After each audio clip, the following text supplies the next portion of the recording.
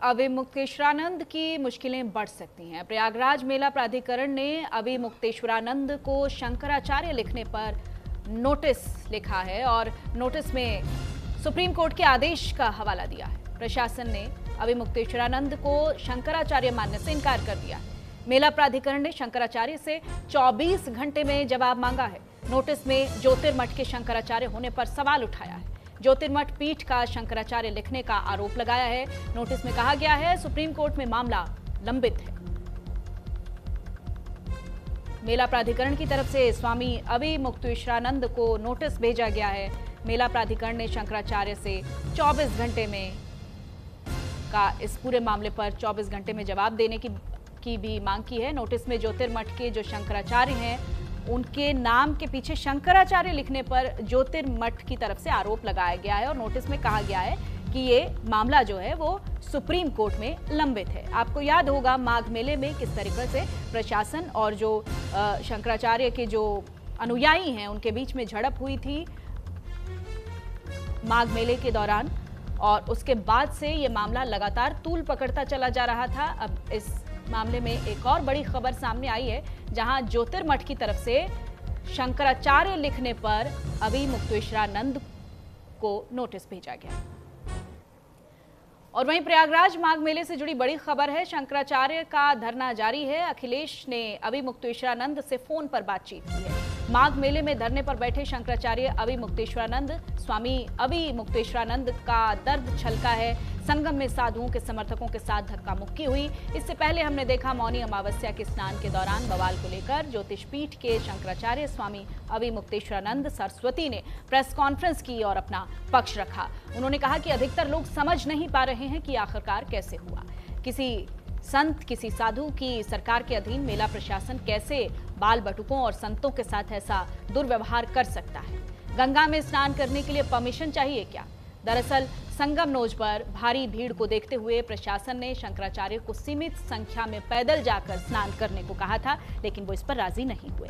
उनका कहना था कि उन्हें पूरे सम्मान और प्रोटोकॉल के साथ संगम ले जाया जाए, जो भीड़ की वजह से संभव नहीं हो पाया। इस दौरान शंकराचार्य के शिष्यों और पुलिस के बीच धक्का मुक्की होती है। अविमुक्तेश्वरानंद बोले, मैं प्रण लेता हूं, मेले में हर बार आऊंगा, फुटपाथ पर रहूंगा।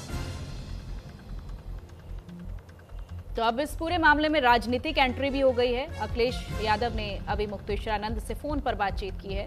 संगम में साधुओं के समर्थकों के साथ जो धक्का मुक्की हुई है उस पर स्वामी अविमुक्तेश्वरानंद का दर्द छलका। नारायण, कैसे हैं आप?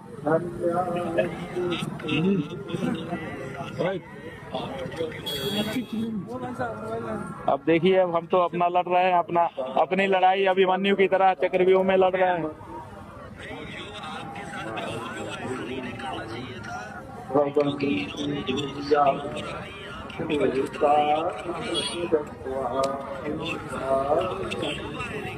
देखिए, जब कोई बच्चा हिंदू घर में पैदा होता है, हिंदू माँ बाप से, जन्मते ही उसका गंगा यमुना में स्नान करने का जन्मसिद्ध अधिकार हो जाता है।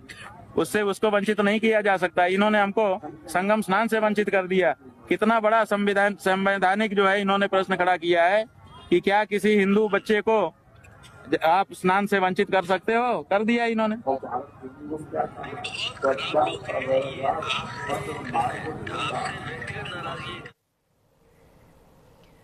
और अविमुक्तेश्वरानंद विवाद पर बोले, जगत गुरु रामभद्राचार्य रथ में बैठकर स्नान करने नहीं जाना था। रामभद्राचार्य शास्त्र के विरुद्ध काम कर रहे थे। उनका कहना है अविमुक्तेश्वरानंद की तरफ से शास्त्रों का पालन नहीं किया गया। जगत गुरु रामभद्राचार्य ने भी इस पर अब अपनी प्रतिक्रिया दी है। रथ में बैठकर स्नान करने के लिए नहीं जाना चाहिए था। शास्त्र के विरुद्ध काम कर रहे हैं अविमुक्तेश्वरानंद। रामभद्राचार्य की तरफ से जगत गुरु रामभद्राचार्य की तरफ से अब प्रतिक्रिया आई है कि वो शास्त्रों के विरुद्ध काम कर रहे थे और उनको ऐसा नहीं करना चाहिए था। रथ में बैठकर स्नान करने नहीं जाना चाहिए था। वो तो सरकार जाने, वो जाने, इस पर मैं क्या कहूँ। आप भी तो मारपीट की घटना उचित है नहीं। अब कौन नहीं स्नान कर पाए? उनके रथ को गुरुजी रोक दिया गया था। वो रथ से बैठ के जाना चाह रहे थे। रथ तो नहीं जाना चाहिए स्नान करने। स्वयं वो शास्त्र के विरुद्ध कर रहे थे। जब कोई शास्त्र के विरुद्ध करेगा, हम लोग पैदल जाते हैं स्नान करने। यह शास्त्र विधिमुत्सृज्य वर्तते काम का अर्थ न सिद्ध मवाप्नोति न सुखम न पराम गतिम। जो शास्त्र के विधि के विरुद्ध करेगा, न उसे सुख मिलेगा, न शांति मिलेगी, न गति मिलेगी। इस जो हमले में उनका छत्र भी टूट गया, महाराज जी का छत्र था। हाँ तो ठीक है। अच्छा गुरुजी, काशी में मणिका घाट में मूर्तियां तोड़ी जा रही हैं, विपक्ष अब सवाल खड़े कर रहा है, इसमें क्या कहेंगे? नहीं, मूर्ति नहीं तोड़नी चाहिए, स्थापित मूर्ति नहीं तोड़नी चाहिए, पर वो कुछ कर रहे होंगे जनता के लिए, शायद उसको बढ़ा रहे हैं क्षेत्रफल को। आजकल तो हम लोग मूर्ति बना देते हैं ना, प्रामाणिक मूर्ति कभी नहीं तोड़ी जाती। तो तोड़ दी गई है गुरुजी, वहां बता रहे हैं। कौन नहीं, प्रामाणिक मूर्ति नहीं तोड़ेगी कभी। हमने पता लगा लिया था। वो तो सरकार जाने वो जाने, इस पर मैं क्या कहूँ, आप ही बताओ। मारपीट की घटना उचित है गुरुजी? नहीं, अब कौन नहीं नुकसान कर पाए।